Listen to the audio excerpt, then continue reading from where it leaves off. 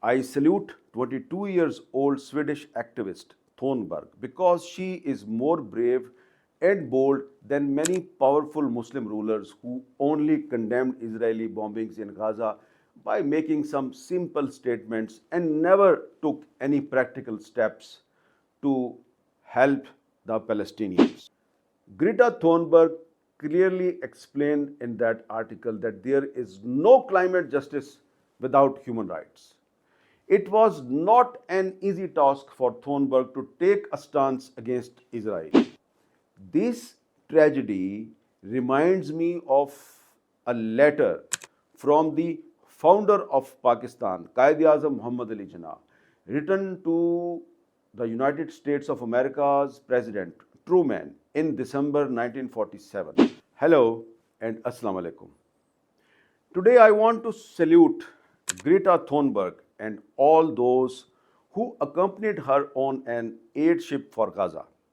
I salute 22 years old Swedish activist Thunberg because she is more brave and bold than many powerful Muslim rulers who only condemned Israeli bombings in Gaza by making some simple statements and never took any practical steps to help the Palestinians.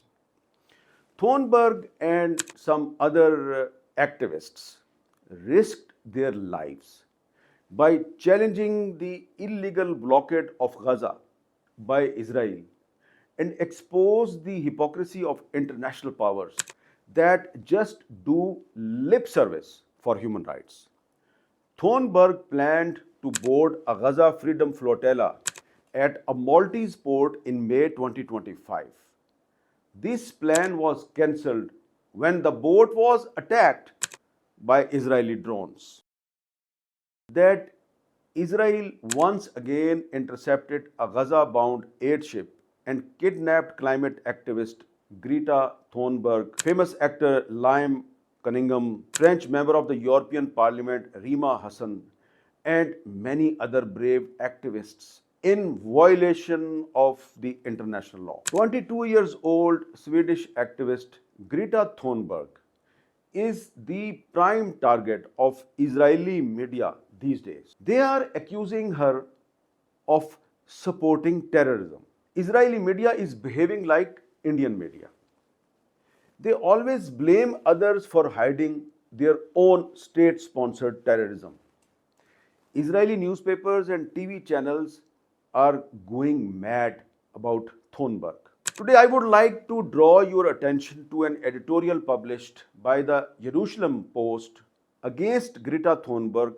The headline of the editorial is very biased, and it says, Greta's Gaza voyage, a symbol of selective empathy. A symbol of selective empathy. This Israeli newspaper is very angry on Greta Thunberg because she is continuously raising her voice against the genocide of Palestinians in Gaza. The Jerusalem Post claimed that Thunberg isn't malicious, just willfully blind.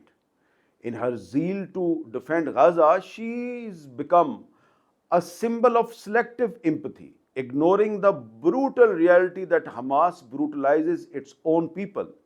The child who once stood for the planet now stands, knowingly or not, with a terror regime.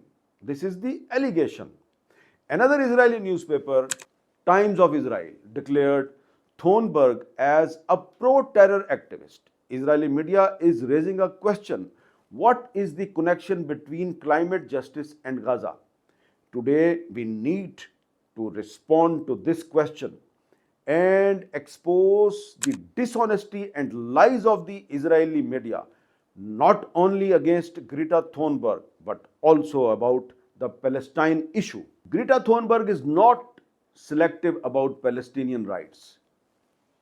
Remember, she wrote an article in The Guardian in 2023 and explained about a connection between climate justice and human rights.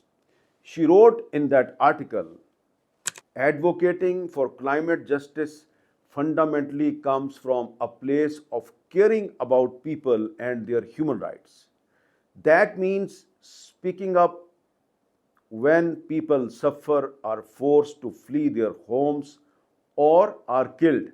Regardless of the cause, it is the same reason why we have always held strikes in solidarity with marginalized groups, including those in Semi Kurdistan, Ukraine, and many other places, and their struggles for justice against imperialism and oppression. Our solidarity with Palestine is no different, and we refuse to let the public focus shift away from the horrifying human suffering that Palestinians are currently facing. Greta Thunberg clearly explained in that article that there is no climate justice without human rights. It was not an easy task for Thunberg to take a stance against Israel. She was arrested again and again in different European capitals for raising her voice in support of Palestinians. She is not interested in Nobel Peace Prize. She is only interested in protecting Palestinian children and women from Israeli bombing. You know, the total death toll from Israel's bombing in Gaza has crossed 55,000, with more than 127,000 injured, and half of them are children and women. Israeli army killed more than 200 journalists in Gaza since October 2023. The Israeli state turned Gaza into a human slaughterhouse. Greta Thunberg is only crying against this genocide loudly. She wrote a book in 2019 titled No One is Too Small to Make a Difference.